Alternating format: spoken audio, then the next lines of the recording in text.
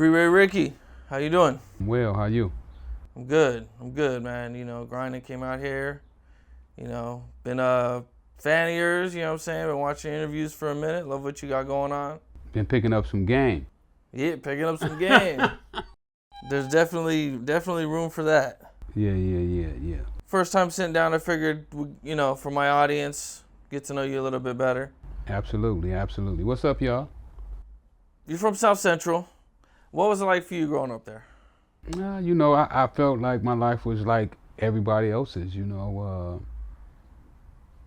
When you grow up in an environment, you adapt to your surroundings, and you start to believe that that's the normal way to live, and that's the way everybody else lives.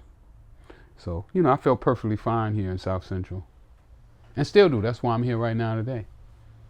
Yeah, we were right here down the street from where you grew up. You in the hood.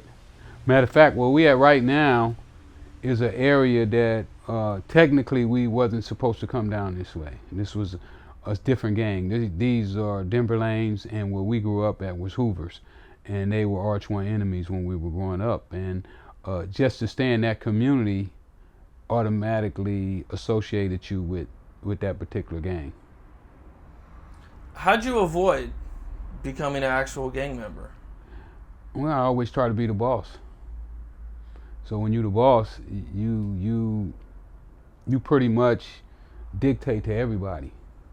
You don't allow others to tell you what the norm should be. You start to set the narrative of what a situation is, how it should be ran, who should be doing what, and so forth. Okay, and so just not wanting to be like a soldier, just wanting to be your own man, your own boss. Absolutely, always. Influenced you. When we played football, I was a quarterback. We played baseball, I'm the point guard. We play basketball, I'm the point guard. Baseball, I'm the pitcher.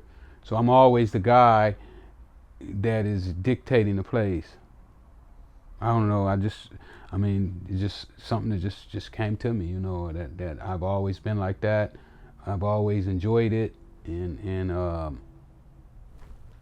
I just accepts it and run with it. Okay. And how did you get into selling drugs? Well, I just got arrested for Grand Theft Auto. I think I had like 7 counts of Grand Theft Auto. I had a body shop, and I was down on my luck. I couldn't steal cars no more, so I didn't have any way to make money. And I was just sitting on my porch one day contemplating on what was going to be my next move. I was fighting, like I said, 7 counts of Grand Theft Auto. Each one carried 3 years in prison, and I was a little worried about going to prison. So I wasn't stealing cars no more, and my boy called me and was like, "Man, I got the new thing." And when I got over there, I was skeptical, at first, when he first showed me cocaine. I never saw cocaine before, had only on TV. So I was skeptical, and the prices that he was telling me was unbelievable. But I knew from that day, I knew if he was telling me the truth that I was going to be rich. Matter of fact, when I got to the house, I told all the homies, I said, "Y'all better come on and ride with me because I'm finna be running LA." Just like that. Just like that. I'm doing a documentary right now where all my friends will be telling the stories about our childhood, and you'll see what they say, how I felt and what I saw. I don't know, I just got a way of seeing into the future. I can see what moves need to be made in the future. I can't remember what happened yesterday, but I can predict what's going to happen tomorrow. Better than most people. Do you remember what year this was? Probably around 79. 79, okay. Yeah, 79, 80, somewhere right in that area. Was this like right when crack was invented? Nah, it was already out. It was only the really elite was the only ones that had access to it, though. Poor people didn't really have access to it. At that time, a gram of cocaine was like $350 for 1 gram. So it was coke at the beginning, and then when did people start making it into crack? I don't know. They had been making it into crack when I started. Nobody was mass marketing it though. They were doing it, but it was only like people were just doing it for themselves.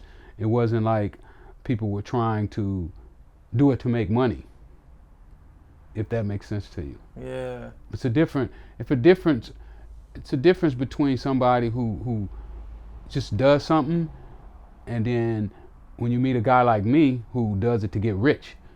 Like I don't do anything just to be casually doing it, and like, oh, I'm doing like everybody else is doing, I'm on the same level with. I do it to be the dominant one. Right. Okay. So at one point, you pick up your first amount, and what are your first moves with it? Oh, I got beat out of that first $50 that he gave me. You fronted it to somebody? I wasn't planning on fronting it, but that's what wound up happening. I didn't know what cocaine was. I never saw it. So I was going around asking everybody who I thought might have known what was it. And finally we ran into Martin right here on Figueroa. We ran into Martin on Figueroa. And I was like, Martin, man, my dude said this is cocaine. And he looked at it, and it was in the powder form. He's like, it looked like it, but you can't tell until you cook it up. So he takes us over and he cooks it up. And after he cooks it, he said, damn, it rocked up. And then he was like, well, you still can't tell until you sampled it. So, we're talking about a $50 piece was about the size of a match head. Probably like 1/10 of a gram. So by the time he sampled 1/10 of a gram, it was a little bitty piece left. And he was like, man, just give me that and I'll just pay you Friday. So that's how I lost my first rock. He never paid me the 50, but he did come back later on that day with somebody who bought 100. Oh, okay. So that was my first sale. But even with that, I had to make some decisions, because now I didn't have the $50 that my boy had gave me, and now he needed 100. So I called my guy and was like, man, I know you ain't gonna believe this, but I let dude sample that. He sampled the whole thing, but he want $100 worth. You want to serve him? And he was like, yeah, I'll do it. So he drove over. They did the transaction, and my boy wouldn't give anybody his phone number. He didn't really want to deal with nobody. So, which was good for me, because that's how I started to build my clientele. Okay, and so now things start moving for you. Yeah, it started off slow. $50 here, $100 there. Maybe during the whole week I might make $100, maybe 150, $200. Really slow. Like most people wouldn't have been able to do it. I can tell the way most people hustle. If they can't make a certain amount of money every day, they can't sustain themselves. But I had the discipline to say, you know what, I can't touch that 50. I got to hold it until I get the whole 300 to pay the bill. Okay. How long did this portion last? I don't know. It lasted for a few months. It was slow. It wasn't like when my homie started selling. I already had spots that was hot, that was doing 10,000 a day. So when they started, they could walk out in one day and make $1,000, an hour, maybe an hour and a half. So it wasn't like that when I started. When I started, it was, you got to wait till Friday to such and such get paid, because you ain't got but one customer, so it was a much slower process. And then it got 2 customers, and then I go and I meet my man Larry on 81st, who, and all this stuff is in my book. So, if they want to get more details, they can go to my book. Larry worked at the post office. So once I met him, he started telling me, hey, come over on Friday. Everybody from the post office will be at my house. We'll all be smoking. And that day I might have made $500, so it just kept gradually growing until one day I was making 10,000 a day, then 20,000 a day, then 100 a day, then 300 a day, then 500,000 a day, then $1 million a day, and then some days up to $3 million.